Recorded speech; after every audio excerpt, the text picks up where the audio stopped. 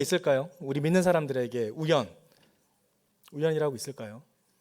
그렇습니다. 없습니다. 우리 믿는 사람들에게는 우연이란 없습니다. 모든 것이 하나님의 계획된 그 뜻 안에서 이루어집니다. 우리가 보기에는 마치 이게 우연처럼 느껴지고 갑자기 일어난 것 같고 불현듯 나타난 사건 같지만 그 사건 속에도 이미 하나님의 놀라운 섭리와 계획이 있다라는 사실입니다. 사실 오늘 아침에 그런 경험을 했습니다. 그래서 앞에 서론의 부분이 오늘 아침에 그 경험 때문에 바뀌었어요. 지금 놀라운 경험을 했습니다. 아침에 새벽 예배를 마치고 이제 그냥 자료 정리를 하려고 어디 가서 할까 하다가 그냥 잘 가는 이제 스타벅스 카페를 찾아갔어요. 늘 갔던 곳이기 때문에 갔는데 마침 그 문을 안 열었던 거예요. 제가 급한 나머지 6시 한 30분인가 40분인가 그때 갔던 거예요. 그랬더니 그쪽 점원이 우리 오늘 7시에 문을 엽니다. 그러길래 그럼 잘 됐다. 그럼 밖에서 좀 기다리자. 그럼 20분 정도 차 안에서 작업하고 기다리고 있는데 다시 가니까 또 문이 안 열리는 거예요. 그랬더니 저는 죄송해요. 오늘이 휴일이라서 7시 반에 연다는 거예요. 그러냐고. 그러면 어떡하지? 그래서 그 순간 그 지역에 있는 스타벅스를 다 검색을 해서 7시에 문 여는 데를 찾아봤어요. 딱 하나 있더라고요. 월평점에 하나가 문 열어서 거기 갔죠. 거기 가서 이제 기다리고 저는 그냥 이렇게 작업을 하고 있는데 낯선 되게 낯익은 분들이 들어오시는 거예요. 중등부 선생님 김신명 선생님이라고 선생님 한 분 딱 들어오시더니 너무 반갑게 웬일이냐 그랬더니 거기서 요즘 중등부 애들이 세븐업이라는 학교 큐티 모임을 하고 있습니다. 우리 중등부 선생님, 고등부 선생님들이 정말 애쓰고 계세요. 나중에 혹시 보시면 많은 격려 부탁드립니다. 아침 7시에 아이들이 학교 가기 전에 그 자리에 모여서 어디든 카페든 빵집이든 아니면 또는 집이든 모여서 아이들하고 같이 그날 큐티 말씀을 이렇게 나누는 모임이에요. 그래서 왔는데 아이들이 하나씩 한 명씩 이렇게 오는데 마침 또 그 4명이 다 모였는데 애들이 다 제가 아는 아이들이에요. 준승이, 보라니, 또 우리 채연이 그리고 승우 그렇게 4명이 딱 모였는데 어쩜 제가 아는 아이들이 다 모였고 그렇게 보이는데 얼마나 반갑던지 막 옛날에 제가 막 뛰어다니면서 했던 그 사역들 생각나면서 그 아이들 한 명 한 명이 너무 빛처럼 반짝반짝 빛나는 게 너무나 귀했던 거예요. 그래서 이건 하나님의 은혜인갑다 싶어서 그들에게 맛있는 간식을 사주고 또 아이들은 아이들대로 또 기쁨을 누리고 참 은혜의 시간을 나눴었습니다. 우연일까요? 아닙니다. 하나님의 계획하심입니다. 분명 그 자리 가운데 하나님께서 작정하신 뭔가가 있었기 때문에 그들이 그쪽으로 발길을 옮겼을 것이고 저 또한 하나님의 인도하심 속에서 그곳에서 그 아이들을 만나게 되었다라는 사실입니다. 오늘 본문에도 그러한 우리가 보기에는 우연 같지만 기가 막힌 하나님의 계획에서 일어난 하나님의 기적이 기록되어 있습니다. 함께 오늘 말씀을 살펴보도록 하겠습니다. 오늘 말씀의 첫 번째 함께 나누고자 할 부분은 믿음으로 인한 파격적인 행동입니다. 오늘 말씀을 잘 읽어보면 파격적인 행동이 2가지 나타나게 되는데요. 첫 번째는 중풍병자와 친구들 입장에서의 파격적인 행동이 나타납니다. 복음서 중에서 마가복음은 가장 먼저 쓰여졌다는 것이 대부분의 신학자들의 중론입니다. 특별히 그리고 이 마가복음을 중심으로 해서 다른 복음서들의 기록들이 후대에 이렇게 기록이 되게 되죠. 그래서 이제 마가복음에는 예수님의 사역에 대한 기록들이 아주 많이 기록되어 있습니다. 특별히 1장에서 보면 예수님께서 어떤 사역을 했는지 기록하고 있습니다. 회개하고 복음을 믿으라 말씀을 선포하신 후에 예수님께서는 사람들을 가르치며 여러 가지 기적을 행하셨습니다. 마가복음 1장에만 해도 많은 기적들이 기록되어 있죠. 귀신을 쫓아내시고 베드로의 장모의 열병을 치유하시고 온갖 병에 든 사람들을 고치시고 나병 환자도 고쳐주십니다. 그렇게 예수님의 치유의 역사가 일어나고 이제 2장 오늘 본문 내용이 이어서 기록이 됩니다. 오늘 본문은 마태, 마가, 누가 모든 복음서에 기록되어 있는 내용입니다. 우리가 잘 아는 기적이죠. 바로 중풍병자가 지붕을 뚫고 내려와서 예수님께 고침을 받았다라는 내용입니다. 사람들은 이미 예수님의 기적을 여러 번 체험을 했습니다. 병 고치는 것도 봤습니다. 그래서 소식만 들어도 사람들이 몰려들기 시작합니다. 인산인해를 이루면서 사람들이 빽빽하게 모입니다. 2절 말씀을 한번 같이 다시 읽어볼까요? 2절 말씀입니다. 시작. 그러자 얼마나 많은 사람들이 모여들었던지 집안은 물론 문 밖까지도 발 디딜 틈이 없었습니다. 예수께서는 그들에게 말씀을 전하셨습니다. 발 디딜 틈이 없을 정도로 수많은 사람들이 빽빽하게 모여듭니다. 이때 중풍병자를 4명의 사람이 이렇게 데리고 오게 되죠. 그리고 여기서 사람들이 정말 아무도 생각하지 못한 파격적인 행동을 하게 됩니다. 바로 지붕에 구멍을 뚫어서 달아내리는 것입니다. 마가복음에는 이제 지붕에 구멍을 뚫었다라고 이렇게 기록이 되어 있는데요. 이 본문과 평행 본문인 누가복음 5장에는 기와를 벗기고라는 표현이 들어가 있습니다. 기와를 벗겼다는 것 무엇일까요? 당시 가버나움 이 지방에 있었던 집들이 초가 지붕으로 이렇게 지어진 집도 있고 지피나 나무로 이렇게 덮어진 지붕도 있었습니다. 그런데 누가복음의 기록에 따르면 거기 위에 기와까지도 덮어 있었다라는 것을 알 수 있죠. 그럼 이 지붕이 튼튼할까요? 튼튼하지 않을까요? 아주 튼튼했다라는 겁니다. 튼튼한 높은 지붕이었다라는 것을 우리는 알 수 있습니다. 한번 상상을 해보죠. 그들이 지붕으로 환자를 들고 올라가는 것을 한번 상상을 해보시기 바랍니다. 집이 있고요. 그 집 옆으로 어딘가를 통해서 올라갔을 겁니다. 올라가는 그 길 결코 쉽지 않았을 겁니다. 많은 수고를 해야 하고 조심해야 됩니다. 자칫 잘못하면 괜히 그 중풍병자를 들고 올라가다가 오히려 더 큰 사고가 날 수도 있습니다. 그런데 그들은 그 수고와 위험을 무릅쓰고 지붕 위로 올라갑니다. 여기서 우리는 한번 생각해 보아야 합니다. 무엇이 그들을 그렇게 움직이게 했을까요? 무엇이 그들을 지붕 위로 올라가게 했을까요?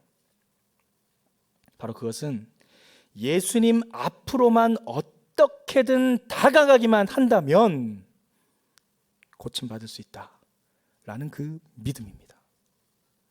어떻게든 주님 앞에만 가기만 하면 나는 나을 수 있다. 중풍병자는 어떻게든 낫는다. 친구야 걱정하지 마라. 내가 너를 그 앞으로 어떻게든 데려가 갈게. 그 믿음, 바로 그 믿음으로 말미암아 그들은 그러한 파격적인 행동을 감행하게 됩니다. 여기서 혹자는 이렇게 질문할 수도 있습니다. 어떤 행동을 해야 되는구나. 구원은 행동으로 나타나야 하는구나 라고 생각할 수도 있습니다. 하지만 예수님께서는 그들의 행동을 보고 죄를 용서하는 것이 아니죠. 4절, 5절 말씀 이렇게 기록되어 있습니다. 5절 말씀을 제가 읽어드릴게요. 예수께서는 그들의 믿음을 보시고 중풍 환자에게 말씀하셨습니다. 뭘 보시고 말씀하셨다고요? 그들의 믿음을 보시고, 그들의 행동을 보고 말씀하신 것이 아니라 그들의 믿음을 보시고 그들에게 죄 사함이라는 선포를 말씀하십니다. 그들의 파격적인 행동의 근원은 바로 예수님 앞으로만 가면 된다라는 그 믿음에서 시작되었다라는 사실입니다.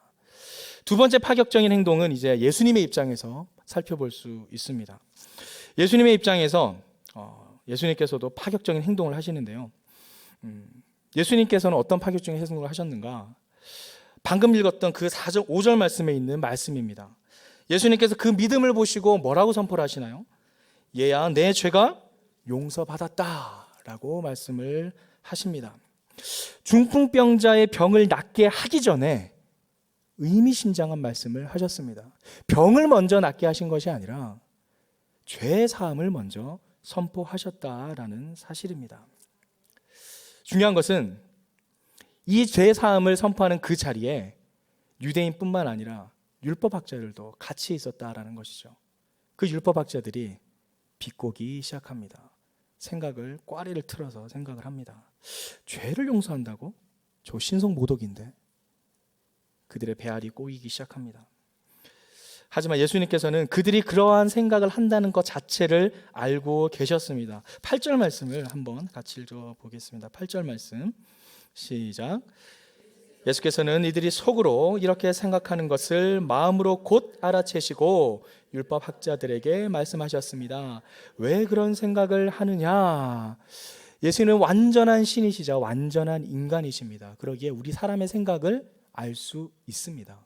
율법학자들이 속으로 생각하는 거 충분히 알 수 있습니다. 그러면 왜 그런 생각을 하느냐라고 묻는 것이 아니라 너 지금 그렇게 생각했지? 라고 질타를 하실 수도 있었을 겁니다. 하지만 오히려 질타가 아닌 그들에게 질문을 합니다. 참 이 질문하는 모습은 우리에게 너무나 큰 다행으로 다가오는 모습입니다. 언제 또 질문을 하셨죠? 아담이 첫 번째 죄를 짓고 하나님의 낯을 피해 숨었을 때 하나님께서 그때도 질문하셨습니다. 너 먹었지? 너 잘못했지라고 이렇게 말하는 게 아니라 너 어디서 이놈의 자식 내가 먹지 말라는 거 이렇게 혼난 게 아니라 내가 어디 있느냐라고 물어보십니다. 그 물음에 스스로 답하고 나오게끔 그의 마음을 움직이시는 겁니다. 무엇인가요? 우리를 인격적으로 대하시는 하나님이십니다. 지금 이 모습 속에서도 예수님은 그 율법학자들에게 인격적으로 대하고 있습니다. 그들을 충분히 질타를 하며 너희가 그런 못된 생각을 하고 있구나, 질타를 할 수도 있었지만 그런 질타를 하시는 것이 아니라 왜 그런 생각을 하느냐, 오히려 그들에게 물어보십니다. 우리를 로봇으로 대하는 것이 아니라 우리를 인격적으로 생각하며 스스로 자유의지에 따라 선택할 수 있다라는 것을 우리에게 보여주시는 것입니다. 사실 무슨 말이 더 쉬울까요? 두 말 중에 죄사함을 받았다라는 것과 중풍병이 나았다, 일어나 걸어가라 라는 말 중에 어떤 말이 더 쉬울까요? 사실 말로 하는 죄사함을 받았다라는 것이 더 쉬울 수 있습니다. 왜일까요? 눈에 보이질 않잖아요. 그 사람이 죄사함을 받았는지 안 받았는지는 눈앞에 바로 어떠한 결과가 드러나게 나타나지 않습니다. 하지만 중풍병이 나았다라는 것은 그 안에서 그 바로 눈앞에 현장에서 중풍병의 흔적이 사라지며 그가 정상으로 돌아와야 되는 눈앞에 어떤 결과가 나타나야 합니다. 어떻게 보면 더 어려운 말이 중풍병이 나았다라는 말이 될 수도 있습니다. 하지만 예수님께서는 굳이 그 어려운 말을 하지 않고 사람들이 생각하기에 죄사함 받았다? 하주 네가 뭔데? 그런 오해를 받을 것도 충분히 알면서 굳이 먼저 죄사함을 선포했다라는 사실입니다. 왜 이러한 파격적인 언어를 사용하셨을까요? 그 실마리를 한번 같이 찾아보도록 하겠습니다. 그 실마리가 바로 오늘 1절 말씀에서 찾아볼 수 있습니다. 다시 한번 처음으로 돌아가는데요. 1절 말씀을 같이 읽겠습니다. 1절 말씀 시작. 며칠 후 예수께서 가버나움으로 다시 들어가시자 예수께서 집에 계신다는 소문이 퍼졌습니다. 자, 며칠 후 예수께서 다시 가버나움으로 가셨다라고 합니다. 예수님께서 가버나움을 갔던 적이 있었다라는 것이죠. 그 가버나움에서 예수님께서 무엇을 했는가? 그곳에서는 예수님께서 기적을 가장 많이 행한 곳 중에 하나입니다. 마태복음 11장 20절에 보시면 고라시나 벳세다야 그러면서 그 지명을 꾸짖으시는 장면이 나오는데요. 그 중에 11장 23절 말씀에 이런 말씀이 있습니다. 함께 읽어보겠습니다. 시작. 그리고 너 가브나움아, 내가 하늘에 들려 올라갈 것 같으냐? 아니다. 너는 저 음부에까지 내려갈 것이다. 내게 베푼 기적들이 소돔에서 나타났다면 그 도시가 오늘까지 남아 있었을 것이다. 가버나움에 대한 예수님의 꾸중입니다. 그 가버나움에서 수많은 기적을 행했음에도 불구하고 그 가버나움은 주님 앞에 돌아오지 않고 회개하지 않았다라는 것입니다. 우리가 잘 아는 백부장의 믿음, 내가 이만한 믿음을 보지 못했다라고 했던 그 백부장의 믿음이 바로 이 가버나움 지역에서 일어났던 것입니다. 그 가버나움 지역에 그 백부장 외에는 그만한 믿음을 가진 사람이 없었다라는 것이죠. 있었다 하더라도 경험하고 난 뒤에 하나님 앞에 돌아오지 아니하고 회개하지 않았다라는 것입니다. 그 지역이 가버나움이었습니다. 그런데 그 가버나움에 예수님께서 한번 갔던 적이 있었는데 다시 들어간다라는 사실입니다.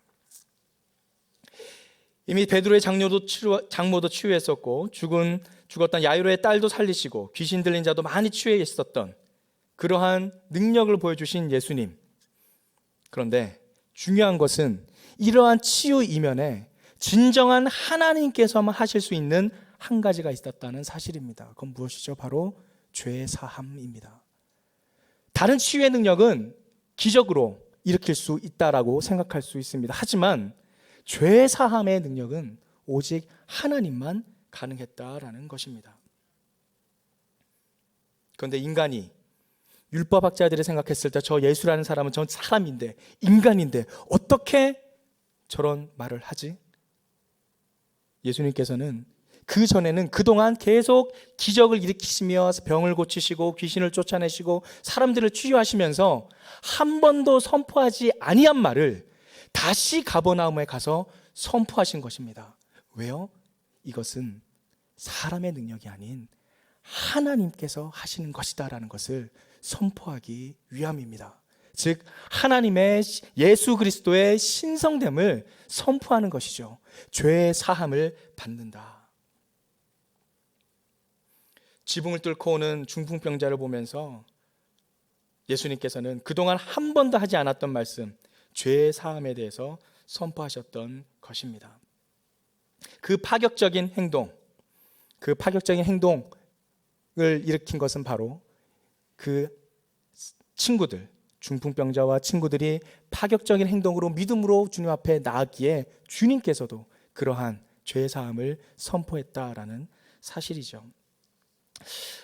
파격적인 행동을 묵상하면서 제가 사역을 하면서 가장 놀라웠던 경험이 하나 떠올랐습니다.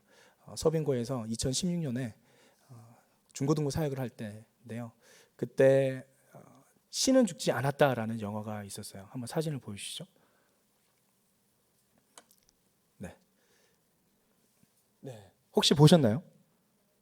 네, 3도 나왔는데요. 신은 죽지 않았다 2가 나왔었는데 이 영화를 꼭 아이들하고 보고 싶었습니다.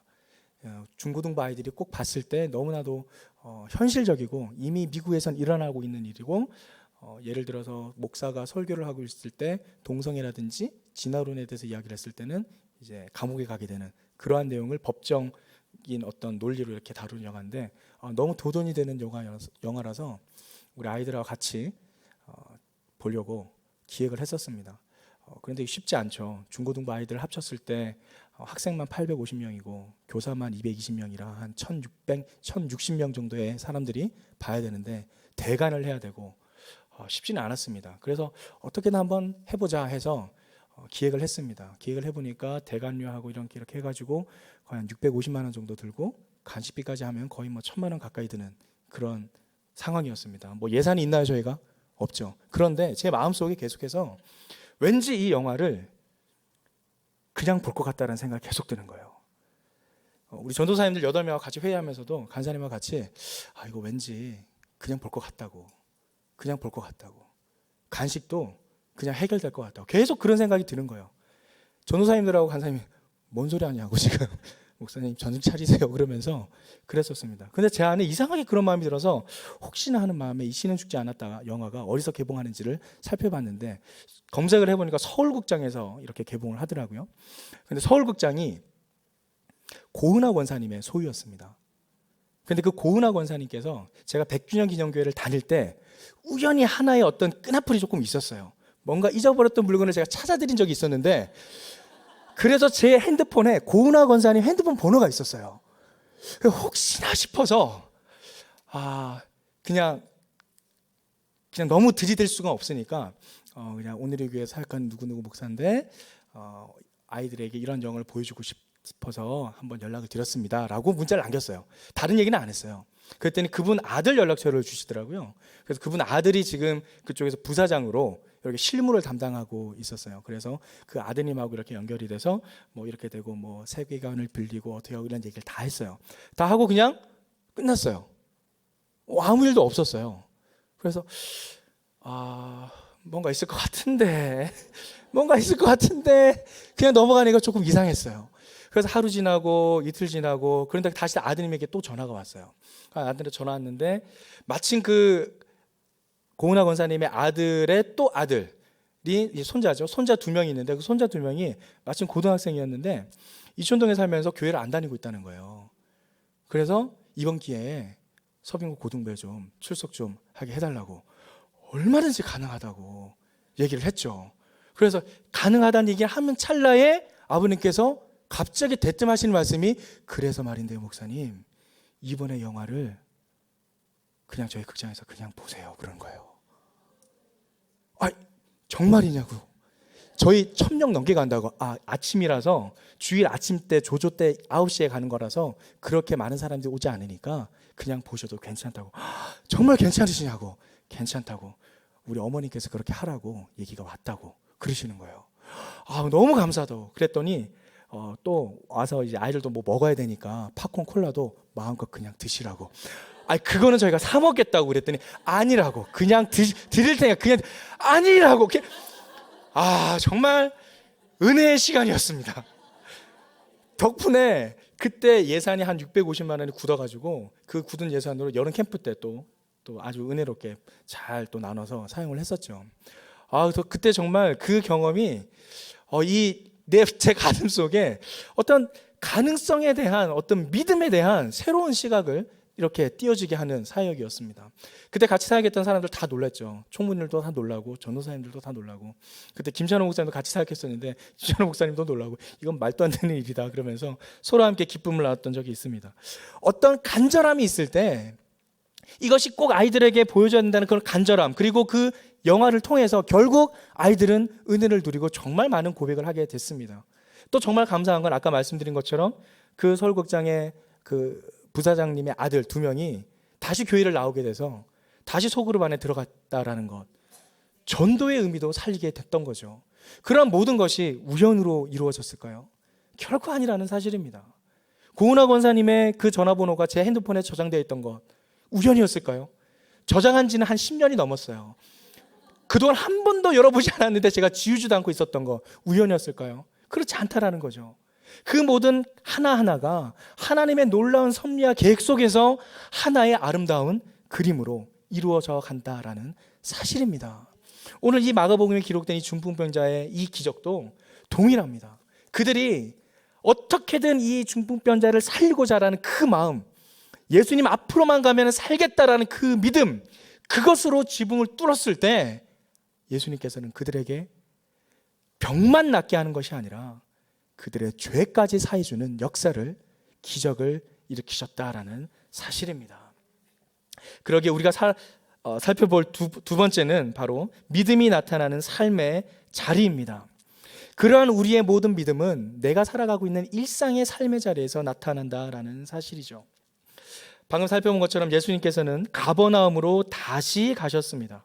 믿음이 없고 회개가 없는 그런 가버나움, 다시 그곳으로 향합니다. 그리고 그곳에서 중풍병자와 친구들을 만나게 됩니다. 그런데 한번 이 본문을 다시 한번 생각을 잘 해볼게요. 지붕을 뚫었습니다. 그죠? 그리고 아까 말씀드린 것처럼 그냥 약한 지붕이 아니라 기와가 접혀있는 튼튼한 지붕이었어요. 지붕이 우리가 문자로 적혀있는 것처럼 뚫고 들어가니라처럼 그렇게 쉽게 뚫고 지나갈 수 있는 그런 걸까요? 아닙니다. 만약에 지붕이 뚫어진다면 여기 청장만 상상을 해봐도 위에서 누군가가 쿵쿵거리는 소리가 들렸을 겁니다. 뭔가 쿵쿵쿵거리고 뭔가 뚫어지는 전조들의 형상이 있을 겁니다. 뭐가 부스러기가 두두 떨어지면서 뭐지? 이게 뭔 일이 일어나지? 라는 징조들이 나타났을 겁니다. 그냥 우리 기록된 말씀처럼 뚫고 내려가니라가 마치 어벤져스가 레이저를 쏴서 꽝 구멍을 뚫어 그냥 아이 중풍병자를 내린 것처럼 그렇게 되지 않는다는 사실이죠. 그 당시에 어떤 좋은 도구가 있었을까요? 기껏해야 삽이나 도끼나 망칠 건데 그걸로 지붕을 뚫는다. 쿵쾅쿵쾅 되면 소란스러운 소동이 있었다라는 사실입니다. 그런데 지금 예수님께서는 그러한 소동에 대해서는 아무런 언급이 없으세요. 아무런 언급이 없으시고 지붕을 뚫고 내려오는 그들을 보고 첫 마디를 던지십니다. 뭐라고요? 내가 죄사함을 받았다. 얘야, 내 죄가 용서받았다. 지붕을 뚫고 내려왔는데 그들을 바라보면서 야, 내 죄가 용서받았다. 이 말씀을 하세요. 사실 이 글을 읽어보면 마치 이렇게 기록이 돼야 되지 않을까 한번 생각해 봤습니다. 지붕을 뚫고 내려오는 중풍병자를 눈을 들어보며 깜짝 놀라 당황하며 말씀하시기를 아니 이게 무슨 일인가? 뭐 이런 식으로 좀 시작이 돼야 될 것 같은데 전혀 그런 말씀이 없어요. 그냥 내려오는 걸 보자마자 얘야, 내 죄가 용서받았다. 마치 그들이 이미 내려올 것을 알고 계신 것처럼 그들을 맞이하셨다라는 사실입니다. 바로 그들을 향한 예수님의 사랑입니다.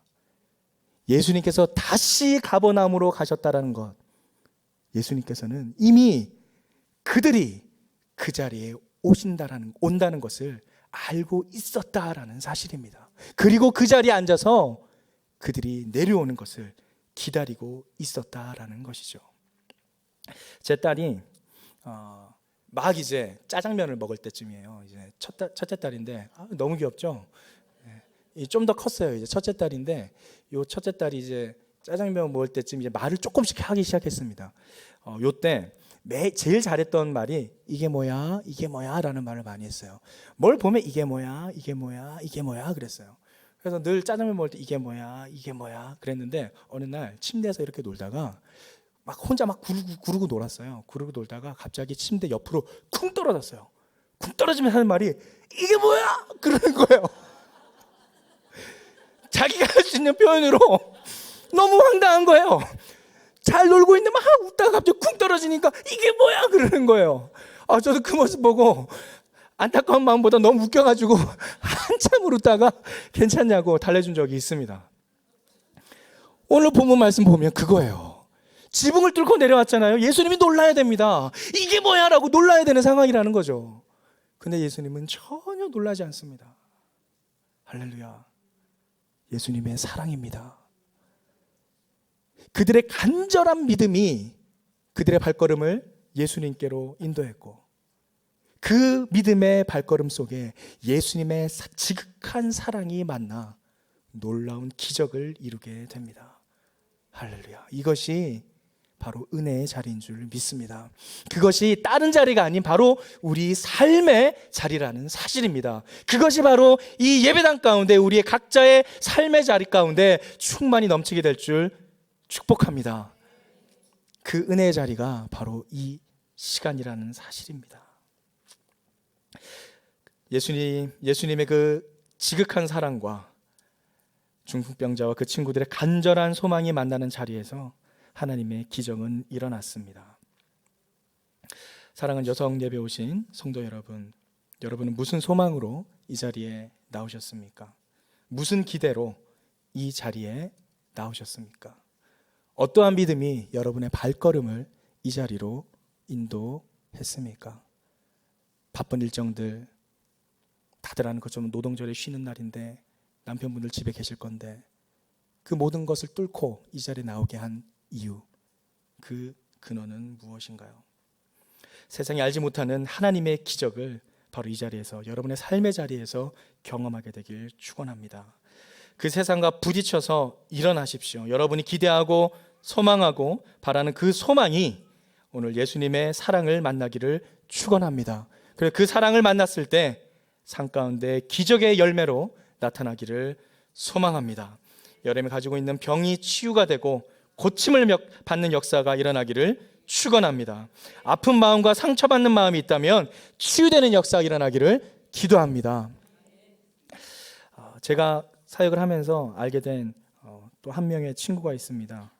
이 친구가 우림이라는 친구인데요. 영재발굴단에서도 나왔던 친구입니다. 한번 사진을 보여주시죠. 네, 그 아이가 아니고요. 네, 그 아이 말고 영재는 아니고요. 네, 깜짝 놀랐네요. 네, 우림이라는 친구인데 이 친구가 어릴 때부터 말보다 그림을 먼저 그린 아이라고 합니다. 그래서 여러 각도에서 자세히 관찰을 하고 검토하면서 그림을 그렸는데 그림이 아주 신기합니다. 대단한 그림들을 그립니다. 보이세요? 잘? 네, 확대할게요. 네, 이렇게 아주 실물들을 자신만의 상상력으로 이렇게 그림을 표현을 합니다. 아주 자세하게 나타내요. 그래서 정말 이게 지금 아이가 그렸던 그림이 맞아라고 할 정도로 놀라운 그림 실력을 가지고 있었죠. 그래서 당연히 부모님들은 이 아이를 미대로 보내야 되겠다라고 생각을 합니다. 아이가 그린 그림이에요. 잘 그리죠? 이렇게 그래. 조금 잘 안 보이는데 이게 숲을 그렸는데 그냥 보통 숲이 아니라 되게 묘사를 자기만의 해석으로 이렇게 그림을 그립니다.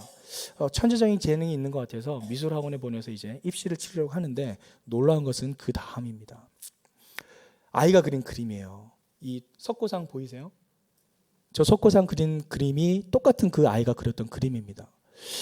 입시학원에서 그린 그림인데 친구들은 왼쪽에 세 개처럼 그리는데 우림이는 딱 표가 나죠.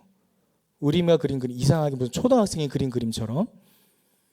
왜 이럴까? 이 우림이라는 친구에게 이 소묘를 그리는 방법, 수채화를 그리는 방법, 그 기준과 시간들이 하나의 압박과 하나의 틀로 다가왔던 것이죠. 너무나 이 압박을 받으면서 기준에 맞춰서 꼭 그렇게 그려야만 된다라는 것이 오히려 우리의 그런 재능을 가둬놓게 되었다라는 것입니다. 그래서 영재 발굴단 이 프로그램 참 좋은 것 같아요. 광남신이라는 한예종합학교에 있는 미술 선생님께 아시는 것 같아요. 네, 이분을 찾아가서 한번 지도를 받게 합니다. 지도를 봤는데 이분이 대뜸 하는 말이 그래요. 저쪽 방에 다른 형 누나들이 그린 그림이 있는데 아우 되게 못 그렸어 그래요. 한예종입니다. 한예종에 있는 사람들은 거의 예술의 천재들이 모이는 곳인데 그 형들이 그린 그림을 형 누나들이 그린 그림을 못 그렸다라고 이렇게 얘기를 해줘요. 아이에게 자신감을 주는 거죠. 그래서 아이가 좀 자신감을 가지고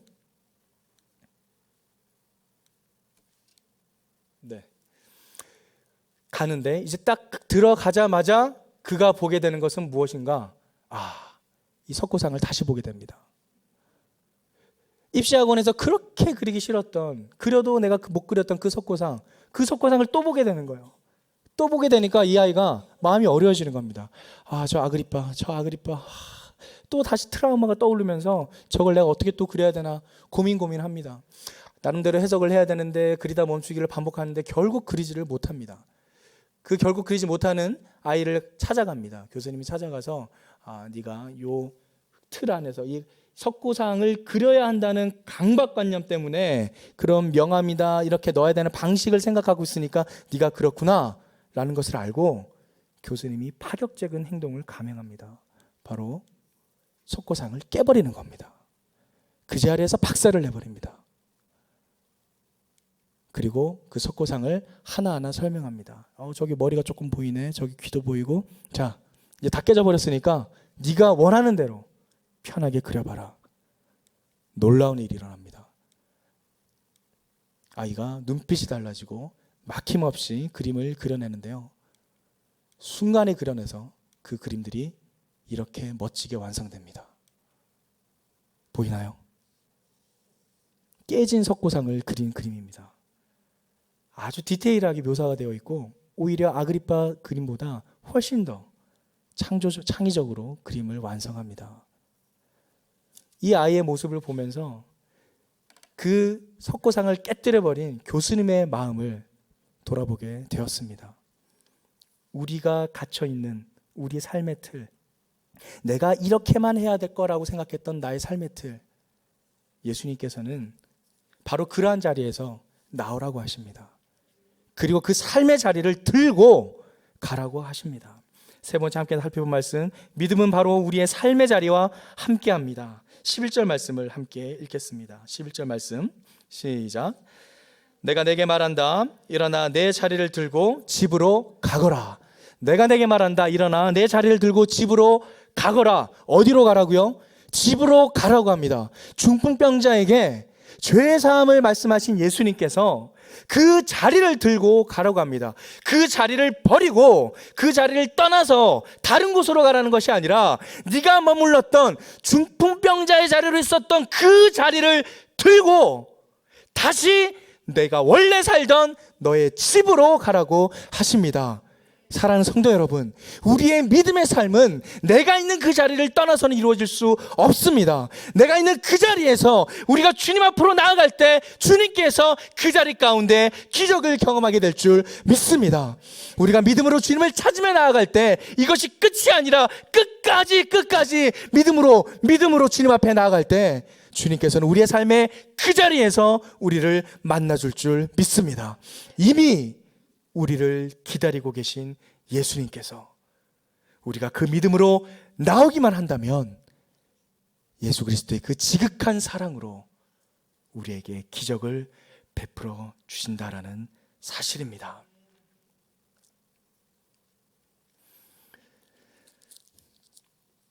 중풍병자는 깨진 자리를 들고 일어났습니다. 그 자리를 두고 가지 않았습니다. 우리미 또한 그 깨진 자리를 벗어나지 않았습니다. 그 깨져 있는 아그리빠를 그대로 그려냈습니다. 그의 트라우마는 그렇게 극복이 됩니다. 우리는 결코 우리의 삶의 자리를 떠날 수 없습니다. 우리 각자의 자리에서 우리는 하나님의 사명을 다 이루어야 합니다.